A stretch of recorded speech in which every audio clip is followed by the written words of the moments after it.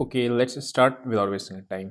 Market में Monday को क्या हो सकता है, क्या प्लानिंग होगी, वो चीज़ अपने को देखना है। ठीक है, हम लोगों ने आज ट्रेड नहीं किया था, दो ही ट्रेड किए थे। एक 10-12 पॉइंट का एसएल लिया था, एक 20-25 पॉइंट का टारगेट लिया था बस। ठीक है, लेकिन मैं बताना जो चाह रहा हूँ आपको कि थोड़ा सा टफ हो रही है मार्केट ट्रेड करने को, बिकॉज डायरेक्शन नहीं मिल पा रहा है। जैसे ये यहाँ पे तो डायरेक्शन था इसके पास, ठीक है, यहाँ पे डायरेक्शन था, बट डायरेक्शन वन डे मतलब यहाँ पे अगर आप देखोगे एक सेलिंग आई, सेलिंग के बाद एक बाइंग आ गई, मार्केट ऊपर चला गया, उसके बाद मार्केट सीधा नीचे गिर गया और लास्ट में क्लोजिंग कंफ्यूजन कर दिया। अगर ये क्लोजिंग ऊपर नहीं देखी जाती तो कंफ्यूजन मार्केट में नहीं था, आपका ये इनसाइड बार थी, इसके नीचे आपको जाते वापस से सेलिंग कंटिन्यू रहती। क्लोजिंग तो 3 बजे के बाद दी, उसने मार्केट ने कंफ्यूज कर दिया।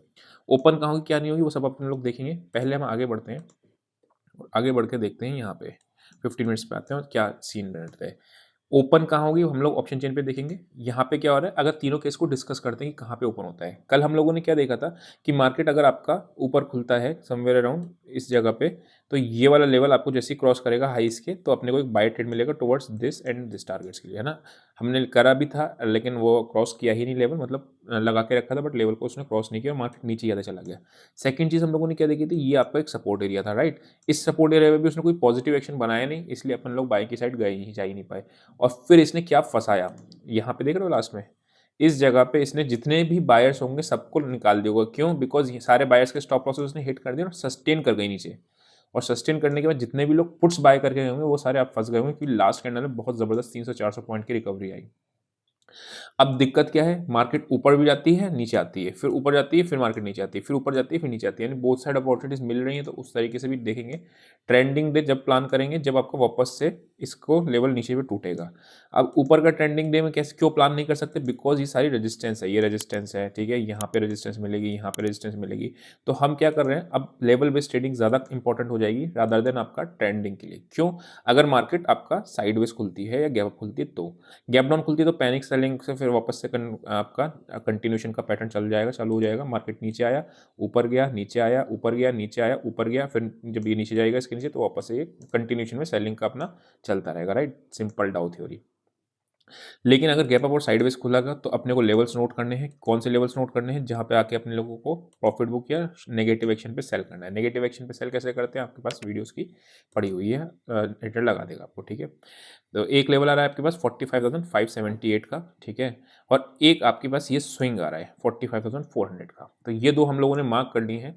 खुलेगा कहाँ मार्केट वो अभी देखेंगे आगे चल के, लेकिन कौन कौन से लेवल्स हैं जहाँ पे अपने को एक रेजिस्टेंस फेस हो रही है, तीनों लेवल्स अपने लोगों ने मार्क कर लिए। बहुत बहुत बहुत स्ट्रॉन्ग रेजिस्टेंस मैं बताऊँ कौन सी होगी, बहुत स्ट्रॉन्ग रेजिस्टेंस, थोड़ा सा इससे मार्क करते हैं। जो टूटना इसका बहुत मुश्किल होगा वो आएगा 45,750, क्योंकि इसके बाद ट्रेंड चेंज हो जाएगा, बुल ट्रेंड में कन्वर्ट हो जाएगा। तो बुल ट्रेंड में कन्वर्ट होने से पहले मार्केट आपका थोड़ा सा रेजिस्टेंस जरूर फेस करता है इंट्राडे में, है ना। एनीवेज 45,750 ऊपर की रेंज आ रही है और नीचे की आपकी 600 से 807 का लेवल आ रहा है। तो ये रेंज अपनी आ रही है। बीच में हम लोगों ने लेवल्स नोट कर लिए। बीच में घुसने से कुछ फायदा नहीं होगा, कहीं पे भी बीच में घुस जाओ, है ना, तो कुछ होने वाला नहीं है उससे, अननेसेसरी लॉसेस लगेंगे, स्टॉप लॉस देने के चांसेस बढ़ जाते हैं ना। अब आते हैं अपन लोग निफ्टी पे, ठीक है। गैप अप और साइडवेज के केस में कंफ्यूजन नहीं है और गैप डाउन के केस में अपने लोगों को कंटिन्यूशन को प्लान करना है, ठीक है। ये आते हैं अपन निफ्टी पे। अब आप निफ्टी को जरा ध्यान समझना।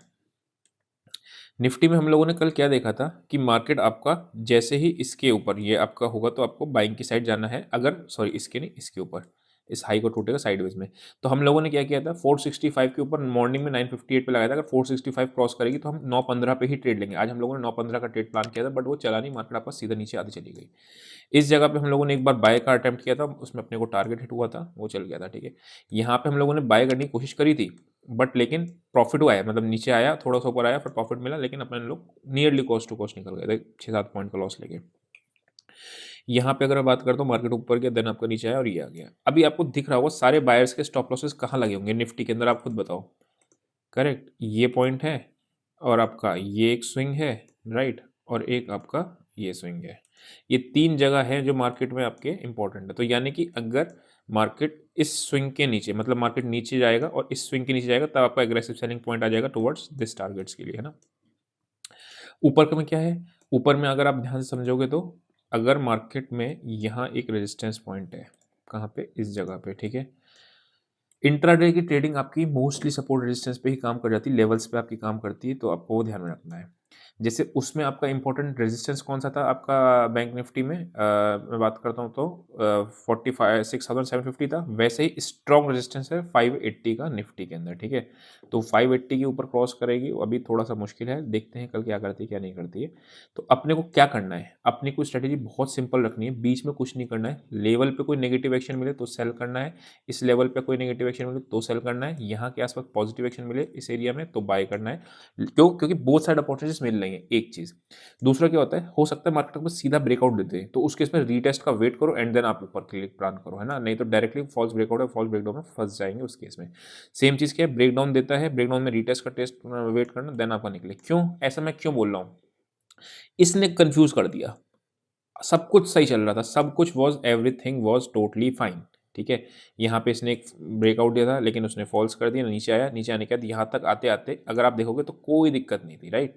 लेकिन जो लास्ट में 3-5 में हटनी है तो इसने सबको कंफ्यूज कर दिया, वरना क्या होता, वरना मार्केट आप सिंपली मैं कहता कि मार्केट साइडवेज खोले तो भी सेल जाना, थोड़ा बहुत गैप खोले तो भी सेल जाना, बहुत बड़ा गैप अप यानी इसके ऊपर सीधा मार्केट खुलती है तब आपको बाइंग की साइड प्रेफर करना, नहीं तो आपको कंटिन्यूशन में सेल रखना है, बिकॉज यहाँ पे सारे बायर्स के स्टॉप लॉस ट्रिगर हो जाएंगे और डाउन साइड आपको ट्रेंडिंग मूव देखने को मिल जाएगा।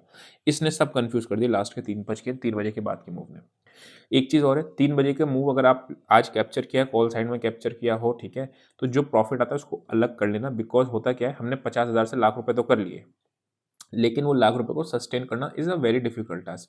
तो या तो आप उसको पैसे विड्रॉ कर लेना, ठीक है, या फिर विड्रॉ नहीं करते हो तो आप उसमें क्वांटिटी साइजिंग सेम पे ही रखना, मतलब क्वांटिटी साइजिंग बढ़ाने की जरूरत नहीं है, ये दिक्कत आती है ऑप्शन बाइंग के अकाउंट में ना। ऑप्शन चेन पे चलते हैं, और ऑप्शन चेन पे चलने से पहले क्या करना है, आपको वीडियो को लाइक करना है, ठीक है। और अगेन आपको अगर A to Z पे जाना हो या फिर आपको एडवाइजरी सर्विसेज में हो ये सब हो, आपको व्हाट्सएप नंबर मिल जाता है। A to Z क्या होता है, अपना अपना प्रैक्टिकल तरीके की, उसमें जो चीज़ें एक्चुअल ट्रेडिंग में यूज़ होती हैं रादर देन थियोरेटिकल, वो सब चीज़ें मैंने आपको सिखाई हुई, लाइव ट्रेडिंग की वीडियोस पढ़ती हैं उसमें कि लाइव ट्रेडिंग कहाँ पे कैसे कैसे होता है, ठीक है। चलते हैं ऑप्शन चेन पे और डिस्कस करते हैं कहाँ पे मार्केट का ओपनिंग वगैरह हो सकता है।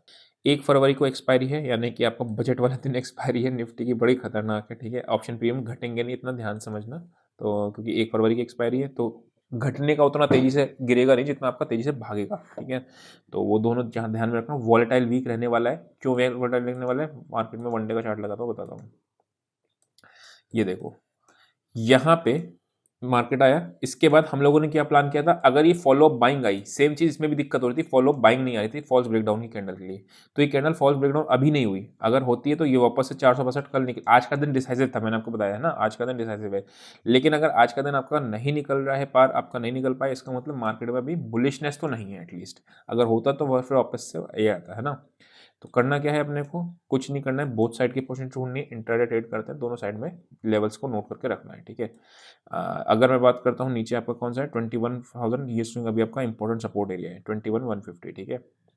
इसके लिए अगर जाती है, मान लो बजट खराब है और इसके नीचे जाती है, तब आपको सेलिंग का एग्रेसिव अपॉर्चुनिटी मिलेगी, ट्रेंडिंग को प्लान कर सकते हैं।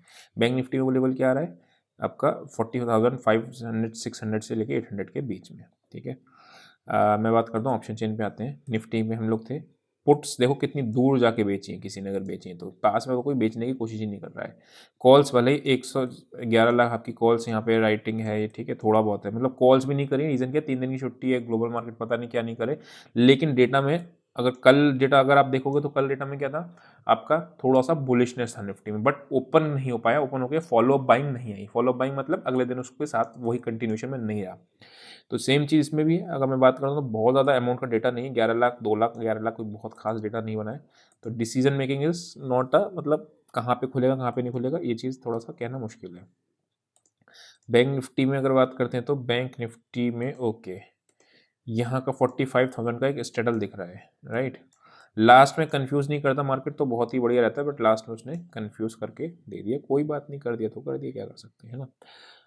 10 लाख 2 लाख 1 लाख 1 लाख, ठीक है, 2 लाख 1 लाख 1 लाख 4 लाख, तो कॉल्स भी हैं और पुट्स भी हैं, हाँ, लेकिन पुट्स आपकी 44,500 पे दिख रही हैं। इसका मतलब थोड़ा सा मार्केट में डेटा आपका थोड़ा सा स्लाइटली बुलिश है, स्लाइटली, मैं ऐसा नहीं कहूँगा कि कल बुल है मार्केट में, ठीक है। ग्लोबल मार्केट में डिपेंड करता है, अपने लेवल्स टू लेवल्स पे ट्रेड करना, रादर देन कहीं पे भी घुस जाने से कोई फायदा नहीं होने वाला है ना। ट्रेंडिंग के लिए हम लोगों ने ऊपर नीचे की दोनों रेंज मार्क कर रखी है कि अगर ट्रेंडिंग मार्केट प्लान करना है, एग्रेसिव बाइंग एग्रेसिव सेलिंग, तो आपको वैसे करना है, ठीक है। अभी के लिए इतना ही, see you next session, till then bye.